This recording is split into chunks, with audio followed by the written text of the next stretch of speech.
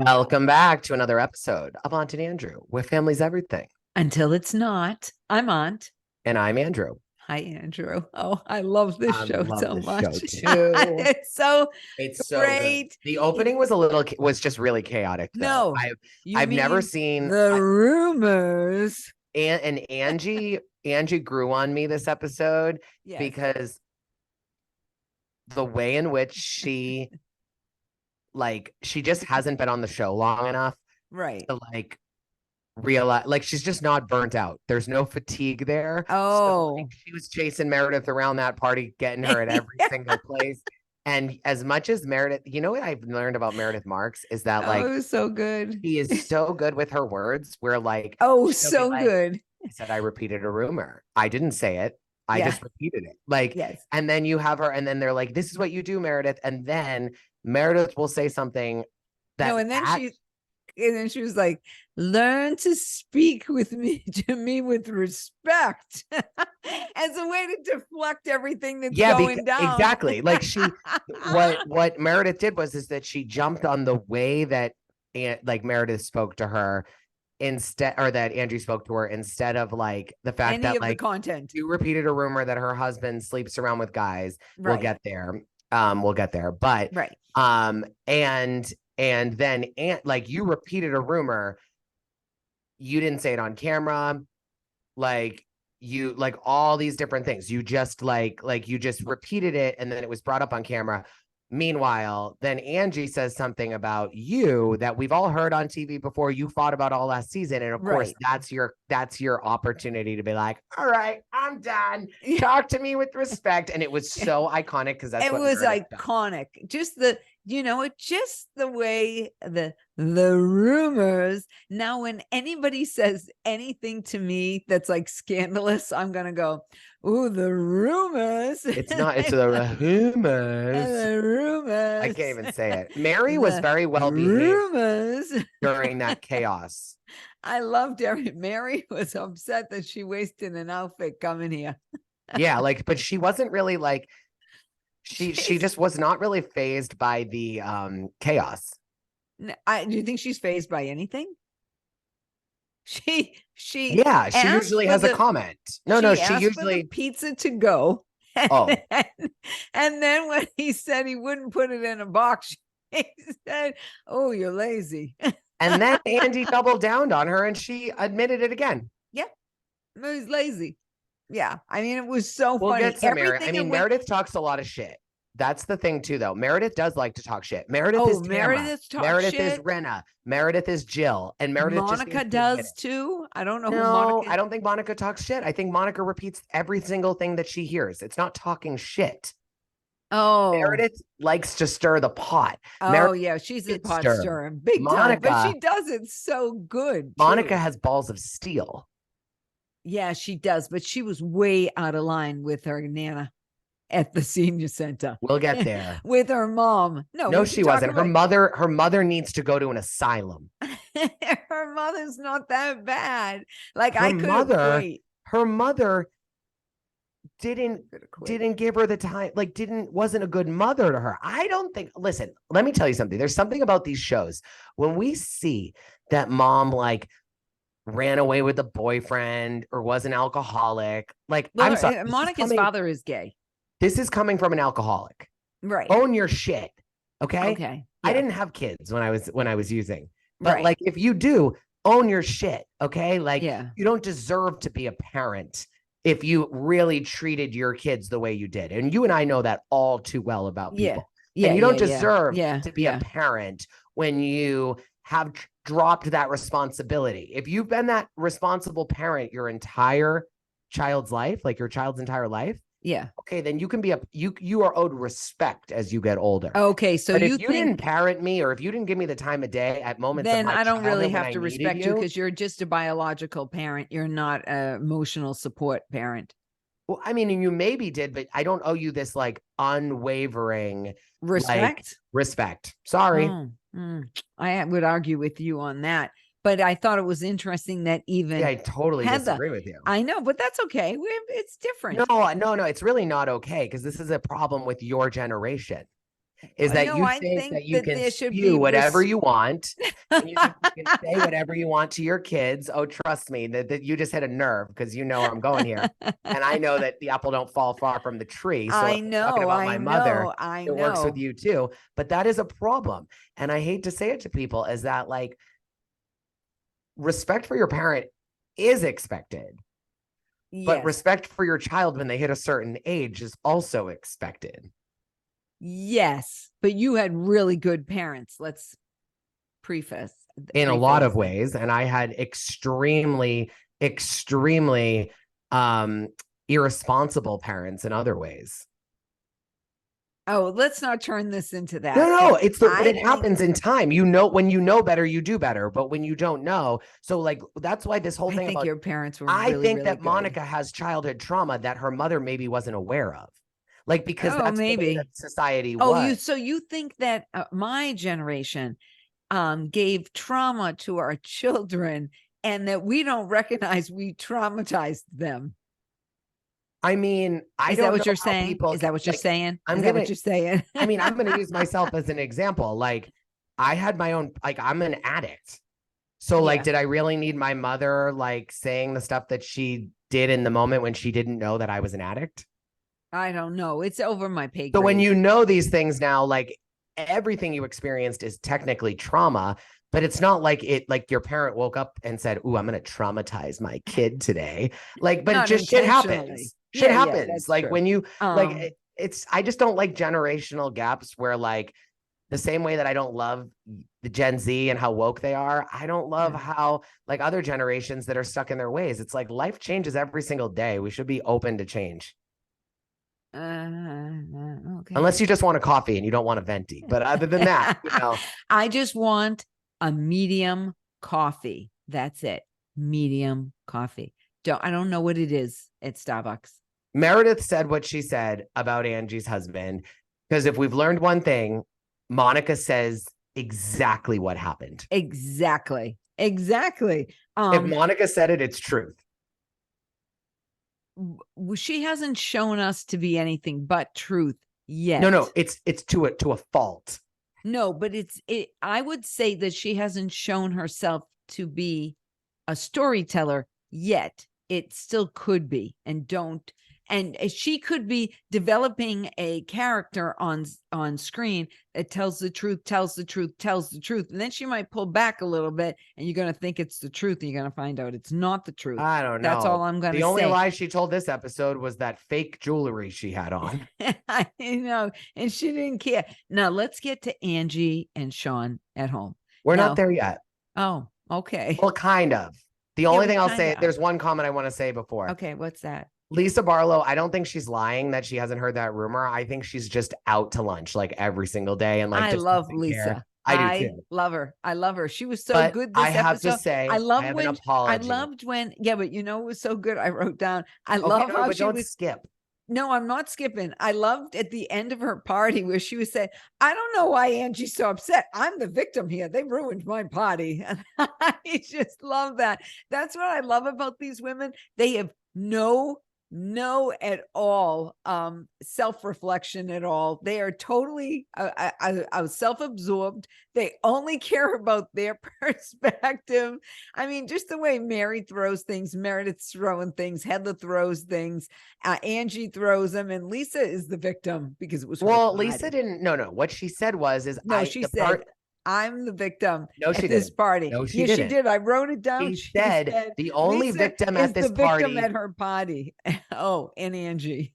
No, it was the only victim at my party is Angie and me. It's my party. Yeah, it was. So she was. No, she said it was Angie. She was then made the joke about herself. If she had said, "I'm the victim here," and Angie, that would have been in a nice way. I love Lisa though. No, she said it in a real way. The truth.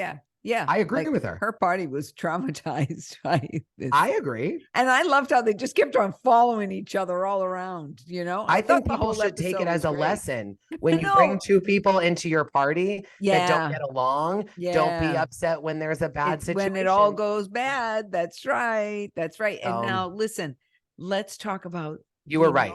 I want to apologize. What? Well, I guess I don't have to apologize. I didn't do anything wrong.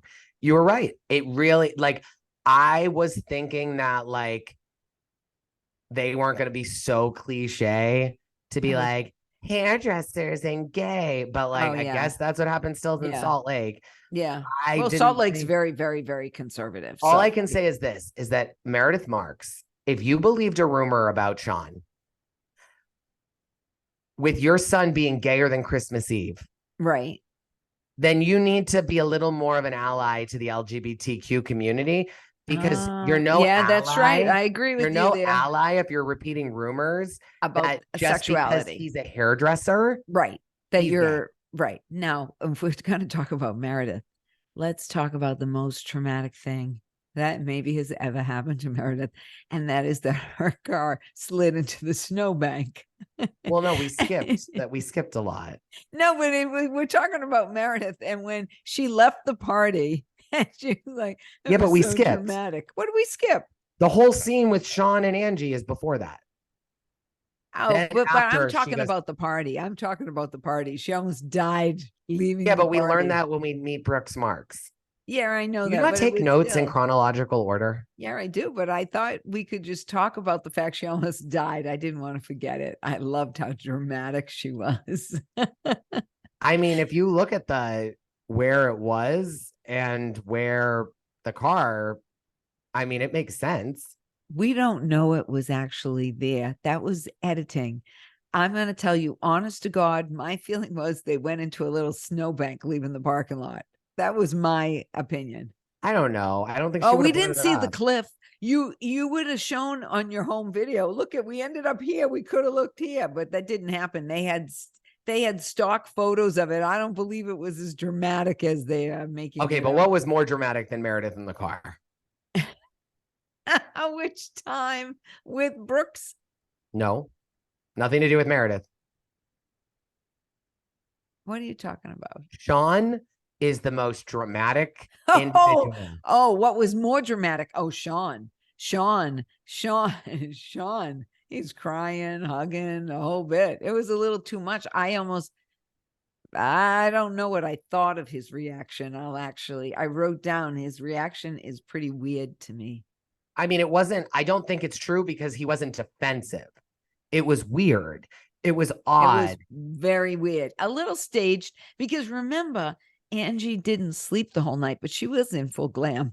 Oh, totally. I know, right? And she's like, and I'm thinking, when I don't sleep all night, I'm like, but she was in full glam. And I said, oh, Angie didn't sleep, but she looks good. I also hope to God that when Electra, who's 8 years old now? Yeah, 12, I thought. Like, first and foremost, your kid's going to be called like Carmen Electra her entire childhood. Already, I think that's going to be a little more traumatizing than the fact that like your mother's a celebrity on a show, and let's add a rumor about your dad, when like any kid can look and say, oh, they're on the Housewives, though. They make up rumors all the time. Like, it's not real. And also, I hope to God that the kid has the wherewithal. Like, I don't think kids these days are like going to school and like I just don't see it happening. Like, I just don't really. And also, like, if it does happen at school and she's made fun of Sean, she's not going to think any differently of you. But I want to know, by the time she gets made fun of, will she have left her parents' bed? I don't know. I mean, it's time. She's 12. She needs to have her own space. Or at least sleep beside her mom and not sleep. It is very big. Angie's house is beautiful. Yes, I love it. I do love it. It's just like white and clean and windows, and it's beautiful. Of course, they're obviously filming this last winter, don't you believe? Yeah. I don't want to talk about someone else's house per se, but I am grateful Bravo showed Monica's house and Monica's chaos. Because it's real. Mm-hmm. Now, I will say, for the first like half of the segment, I thought that the house was broken down, but it's actually the design of the floor. I thought it was all chipped paint, and it was actually the type of flooring that she has in her house. I didn't think her house was too bad. It seems small a little bit. It's not grand with a lot of big rooms and stuff like that, but it seemed like it was reasonably decorated. The car ride. The 3 minutes of that car ride between her eating the bacon and they caught that little glimpse of her grabbing the bacon when they switched cameras, and her son talking about the bone, and it wasn't even a son, her daughter was talking about her boners. I know. Do you think they just found that word and people laughed and giggled and they think it's bad, so they repeat it? I don't know. It was kind of weird. That's a word I haven't used in 40 years. Lisa's exchange with her son at the nail salon was it was sweet. He seems like the nicest kid. Like, but he seems like a nice kid, but the Book of Mormon is an adventure book. That was funny. And when she goes, I just want to spend as much time with him as possible. Good thing he loves men's grooming. I know. And it was so funny when she's like, I guess I'm a reader. I'm surprised I haven't read the Book of Mormon, but I think he knows what he's getting into. And I do want to say this. I know I'm jumping ahead to the end. No, I don't want to talk about the scene that Whitney and Heather had. Heather? Not yet. Okay. Not yet. Okay. We'll get there. Okay. All right. What I will say is that he seems like a good kid, Jack. He does. And also she goes, it's not like he's doing anything bad. I know. He's going on a mission, not like meth or teen pregnancy. That's what I love about her. She's just so, and I think he seems like a good kid, and he's going to be gone, and it's going to give her a lot of story that she can't talk to him, because you really don't even really talk to them when they're gone. So what did you think of Whitney and Lisa's time at Angie's house? Say that again. You mean Whitney and at Angie's house. They look like they were eating. Cy would have been happy from the Real Housewives of New York, I thought, because she actually had food. And I love how they walked in. Oh, I'm at a Greek house. I'm going to eat. But you should know, if Lisa Barlow's coming over, what do you need? Diet Coke and Taco Bell. Yeah, you need a Diet Coke, because she drinks too much. That's why she drinks too much Diet Coke. That's why she can't go to temple. Yeah, I mean, they're making Lisa look. I love how Lisa's like, look at you. You're hosting like in her confessional. She's like, Heather reaches out, invites her over, and what did I do? I went to bed with a burrito. I know, because she was so. Now, what happened to her that was so traumatic? Oh, well, they just started this whole rumor that she gives blowjobs for jazz tickets. Oh, well, she was mortified. Poor Lisa. It sounds like, it's a little more racy and a little more visual than like the rumor is your husband sleeps with men. There's no men being named. There's no reason why. Yeah, it's actually jazz. This is specific. There was a specific person. They bleeped out his name when they said it. So it was like a person they all know that must be someone in Salt Lake City who's like rich. Yeah. He must. I don't know. I get very much like that. He kind of probably looks like George Conway a little bit. Yeah, well, George Conway's on Ozempic now too. Well, pre-Ozempic, like where he had like where you couldn't see his neck, and he was kind of looks like a frog on television. He looks like a sloth. Yeah. I don't like George Conway. So I picture someone like that, like a cross between like Roger Ailes and George Conway, kind of sliding up. Oh, yeah. Nice and greasy. Yeah. Just had a steak and cheese. Little Harvey Weinstein thrown in there. No, that's more Harvey. I would say. And then Harvey. with the temperament of Bill Clinton.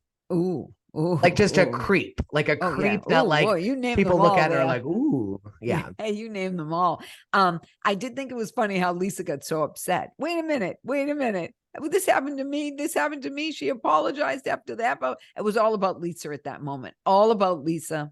I wrote that down. I said Lisa is so into herself, but it's it's weird. She does it in like a humorous, sweet kind of way that you don't hate her. She does it in like a naive way that it's like she's a little dumbfounded.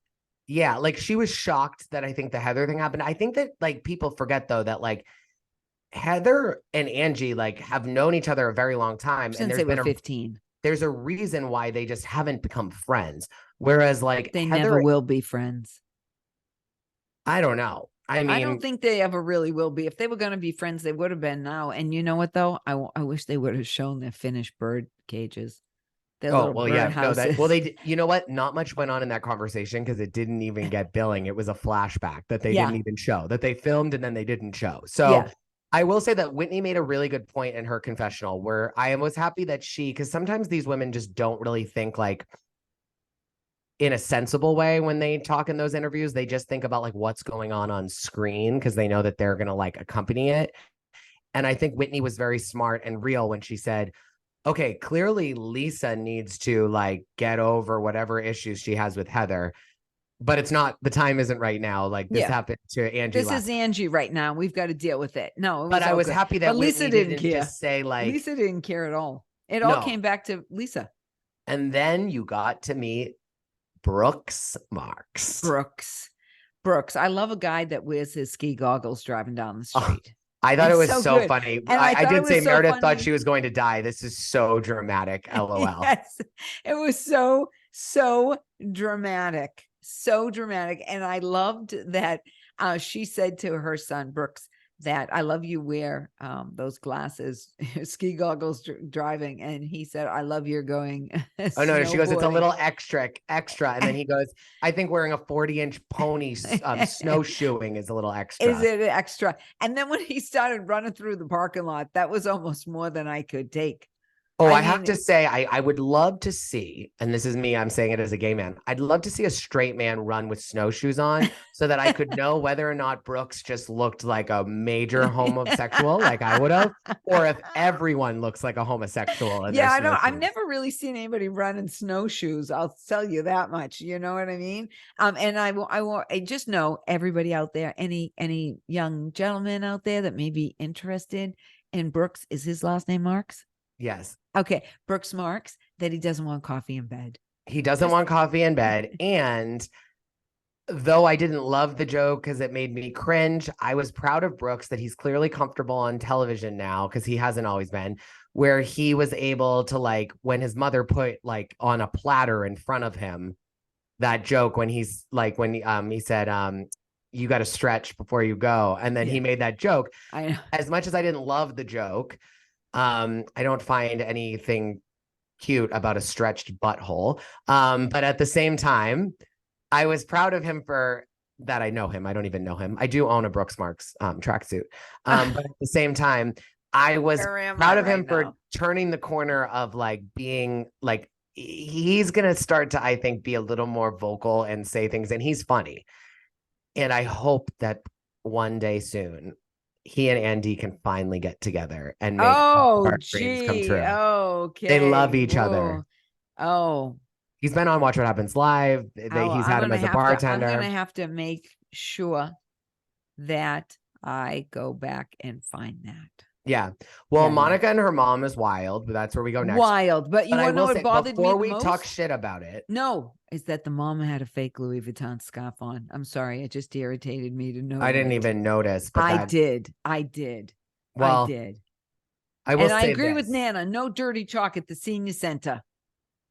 Okay. I have a lot of questions here. Okay. First, I have to say, bored by that scene. When Monica was at the McDonald's drive-thru, and what she said about her grandmother not being here for a while, that hit me real hard.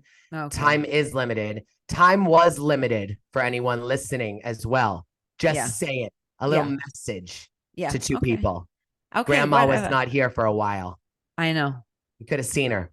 Yeah. Proximity. That's all I'll say. Yeah, you're right. You're right. Yeah. So, anywho, other than that, the senior center. Oh, that looks like a fun place. We got so much to look forward to in life. Did you have any moment of thinking about your mom at all during this? No, only because they were very old ladies. And my mom, even though she was an old lady before she died, she never was an old lady. Well, yeah, because she didn't take care of herself, so she never had the chance to become an old lady. I think she's as old as those women, but she never looked that way. She was always much more snazzy, and she wasn't set, and she didn't look like an old lady, and she wasn't like wearing, like sneakers and all this kind of weird stuff. She always so I have two things. I'm just saying that I didn't equate it. I actually thought the mom was more like my mother. Not in there, but my mom would fall more under Monica's mother's look than Monica's grandmother's look. Look or behavior? I don't know. I agree with you. All about themselves. Yeah. Well, that's a generational thing. They are very self-centered. But I think that becomes more as you get older, because I find myself very self-centered now too. All I want to know is that your mom and dad had a retirement community that they were part of. They could go to classes and things like that. I remember they used to go to all politics that class. stuff. Yeah. Yeah. Now, do you think philosophy, sorry, around politics. Do you think that if there was a sign on the door at philosophy class that said next week, Regina's granddaughter is going to be filming her TV show, you'll need to sign a release if you want to come. Do you think your mom would have done it? Absolutely. That's what I thought of in that moment, is I was like, Oma would have totally signed up to be on the Bravo show. Oh, yeah. So you think it was more like a big thing for the old people? They all knew they were going to be filmed. They're going to be on TV. They had to. You all have to sign a release. You're right. So they must have been a big to-do. I didn't even think about that. I didn't even think about that. They must have reached out to the entertainment director of the nursing home or the played senior bingo. center. What were they playing? They could have played something. They should have been up doing the Hully Gully or something. I couldn't believe that they were having that conversation. I couldn't either. Loudly at round tables in the middle of the common room at the senior center. Right. But remember, they're all deaf. Okay, but like it was just I told that it was totally out of control that she was yelling at her mom that way. However, they did end up getting coffee from a canister after, and I thought of you. I know. I thought that the whole thing with the senior center, it was too much for me personally. That scene could have been cut. It could have been abbreviated. She could have had that conversation with her mom anywhere. I did think it was disrespectful for her to be talking about sex on the couch at the senior center, because they were all like this. What did she say? What did she say? Well, the thing about it that doesn't match up. The old ladies probably loved it, though. I will say that. Is that her mother, out of left field, then was like, I was supposed to go on a date, and then he ghosted me, and then the reason why she doesn't want to have sex. I was not expecting herself for marriage. I wasn't expecting that from she's old-fashioned. her to say. She's old-fashioned. Okay, but what Monica tells us is that her mother didn't give her a good childhood. Most people that I know that are old-fashioned are also pretty old-fashioned with their parenting, not just their sex have we appetite. Heard exactly why they had a bad childhood? No, maybe it could be why I'm like, maybe it could be the mom was a single mother, had to work. She had to fend for herself. She spent a lot of time with her nana because her mom was working, because she was a single woman. We don't know. I mean, if anybody out there knows, please let us know. Oh, I want to know. Yeah, I know. Okay, so let's get to the end. What was it? Yeah, the last scene. It was Heather and Whitney.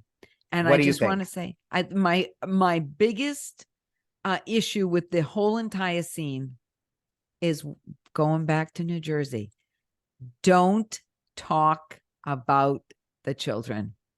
And I thought that Heather went on and on and on about Jack going to do a mission. He's 18 now. I get that, but he's still the kid. And I think that's a religious decision. I think that's a personal decision. And in this day and age, if he wants to go on the mission, you should say, good luck to Jack. I did it. You're gonna. I understood where she was coming from. I mean, I understand that she marked herself in the sand. She marked a line in the sand. She wrote a book called Bad Mormon. And I believe that she has to be real to what she makes money off of. And you know what? If you're going to write a book about Bad Mormon, then you need to be willing. I see two problems here. I think that if Lisa had not tap danced around telling Heather, maybe she would have felt different about it, but maybe she would have just said Heather was going to react. Well, I think that they both have a point. I think that Lisa knew how Heather was going to react. So I think that Heather knows why Lisa didn't tell her. Right. And so I think that but Lisa, the argument should have been that why didn't Lisa tell me? Why didn't Lisa tell me? Why didn't Lisa tell me? And it instead became all about Jack in a way. Well, her conversation with Whitney, who just left the religion. Right. But they didn't say that they were going to see, this is why I disagree with you here, is that it'd be different if Heather was sitting down with Monica and Angie and Meredith and saying this. I don't know their religions. I don't know if they're still Mormon, Greek, whatever they are. But Whitney and Heather, you don't know this because you haven't watched it from the beginning. They both were came on the show as practicing Mormons. And they left on camera. And so I think for them having a private conversation, if this is supposed to be a reality show, I think it makes a lot of sense that the two of them should be having a conversation about the whole idea around a mission and what they do. Because for them, they're like, we saved our lives in their mind. They left a religion before it ruined their life. God, I understand that. I just still don't think you should talk about the kids. That's just me. Leave the kids out of it. You can talk about going on a mission without repeatedly naming Jack. I think that if you don't want people to talk about your personal life, then you don't bring them on the show like Uba. I know. Yeah. You leave your boyfriend off the show. Yeah.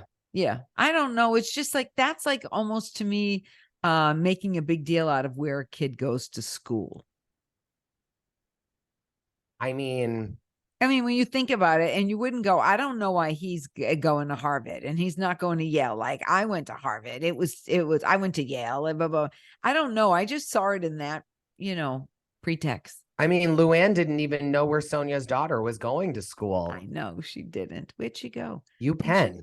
She went to Penn. Okay. I mean, like, you should know if your friend's kid is getting into Penn. I don't care if you live in Manhattan. So, like, it's weird. It's like they want to talk about the kids. They don't want to talk about the kids. It's like, we don't want to say, we don't want to use Jackie's analogy. You know what, though? Sonia Morgan's kid has never been on that show. She'll talk about her daughter. She talks about her daughter. She'll say her daughter, but she's never been on it. She's never been part of that life. She's always kept her out of that spotlight. No, I agree. But I mean, I don't know. I think Lisa, I don't think that Lisa, I see both sides. I see that Heather totally feels othered because she wrote a book called Bad Mormon. So everyone's told that the kid's going on a mission except her. You don't really have a reason for why you didn't tell her other than the fact that she wrote a book called Bad Mormon and she doesn't agree with it. So you didn't want to tell her. I understand that. I just think religion is personal. Not on this show. I guess it isn't. And because think about it. The Mormon, like most religions, you can go on the Housewives. Listen, in our religion, more yours than mine. I'm a little lapsed. You can go to confession and everything's supposed to go away. Yeah. Right. What do they do? They're not even allowed to go in the pretty buildings when they feel a certain way about themselves. I know they can't. If you have a Diet Coke, they can't go to temple. Exactly. Oh, that's terrible. That's just terrible. So this show keeps getting better. It is so good. It is so good. I think that I watched it twice. I can't wait to see how everything comes out about Monica being a rat for Jen. And I can't wait to see, I think the cold opening is too dramatic with like Heather being on the phone and wanting the producers away and the camera crew for there not to be a bomb that's dropped. I can't wait. I know. It's going to be amazing. Oh, well, you know what? Let's just talk about Mary being on Watch What Happens Live. She was really pathetic. I love what she said when they asked her why didn't she go to the park. She said she had no energy for the park. I mean, some of her lines were brilliant. Oh, and then she really dissed Heather. And Heather came back big today with thank you, Gucci, for having inclusive sizing. And she was at Gucci. So that was pretty good. That was so much shade. Z-Way was like, ooh, you could tell. I don't think Gucci has size 14. I have to tell you that Z-Way, in my opinion, took the perfect. I don't know if you've ever seen her on Andy before, but she's usually comedic. Like Andy said it perfectly. He's like, you're usually on the offense, and she knew her role last night, and I think that her humor was like I loved. I thought the McDonald's thing was funny. I did too. Mary, and I just think Mary kind of ruined it. Yeah, she did. She ruined it. She didn't go along with it. Anybody else would have just taken and go, oh. I don't know if they would have eaten it, but they wouldn't have been so rude. They would have been yeah. You know what I mean? It's not hot. It's not this. No, there's steam coming out of it. But anybody else could have done what? Like that's what I would have done. I would have faked eat it. Oh, I don't know. She brought it in a lunch. She brought it in a lunch box to Andy. That's live at 9 or 10 o'clock at night. And you think that she had it brought 5 minutes before they went on air? Yes, no, I wouldn't have eaten it. Well, I think she could have had fry or chicken nugget or something. I think she could have just been nicer about it or thought it was a little funnier because it was funny that she brought it. It was. No, that's what I'm saying. She didn't go along either. I'm going to say I found Mary a little difficult. I did too. And and not fun. And I just think, Mary, like, if you're listening, which we know you're not, but if you of all the housewives that could listen, we know you're not listening. It's you, Mary. Right. Go and get have someone, I don't know, who's on pause that could give you a little bit of, go spend a couple hours with Lisa Rinna and have her help you with how you can be shady and funny, but not be so difficult. And it was hard to watch. She disses how everybody is dressed. And I didn't think she looked that good last night. There was a little too much. One of the outfits that she said, hibachi to, there is a almost spitting image of her in the same outfit. Oh, I didn't see that. That's so good. That's so good. One but she was difficult with the hat and stuff. Oh, she has a similar one that is looks exactly the same. She forgot she has it. I'm gonna do a TikTok on it. Yeah, and do them side by side and then show Mary talking shit. I love that. Because it's like it's hard to watch. It's hard to watch with Mary. Yeah, it's like Mary, I think Andy was over her last night too. I think she will be lucky to ever be invited back to watch What Happens Live. It was really anticlimactic. Yeah, it was. It could. I really looked forward to it. Played along, but she's not capable. So that just shows you that is who she is. Yeah, I mean, I think that I think that a lot of it is who Mary is, like her personality type, and also like true psychological, emotional, and mental limitations that she has. Because I felt like there were some moments, if you watched her closely connecting with Z-Way, like I think Mary was actually having a really good time with her. But Mary's level of having a good time is limited, low. Is very limited. It's a low level of energy and fun. Yeah. Amazing. All right. Well, next week, I can't wait. Another episode. I mean, I was happy to hear, like, even when Mary was telling, like, this will be the last thought. Even when Andy's like, who are you good with now? And she like was going through it, and the ones she's good with, she was like, I guess. I guess. Like, and it's like, yeah. I just was like, and then when they brought up Whitney, she's like, oh, well, she apologized. And then I had to lay it down. And in my mind, I'm like, I just don't know if she ever can just laugh something off. No, I don't think so. And Andy doesn't like that. He didn't like it when Angie did it last week when she was so negative about Meredith. Like, Andy likes snarky. You can say something shady. Right. Like, you can even say horrible things, but make it quick, make it shady, and make it, even if it's a big dig, fun. Make it some fun. This is supposed to be a fun show. Watch What Happens Live. Yeah, I agree. So, all right. Next week. Well, anywho, love you guys. Follow us on all channels, including Instagram, which Aunt posts on Instagram. I'm the aunt. I'm the poster on Aunt and Andrew. Why can't I speak all of a sudden? And I usually never have a problem with that. I am the poster on Instagram, our feed, Aunt and Andrew. Please visit it. Leave me a message. We'll see you soon. Bye, guys.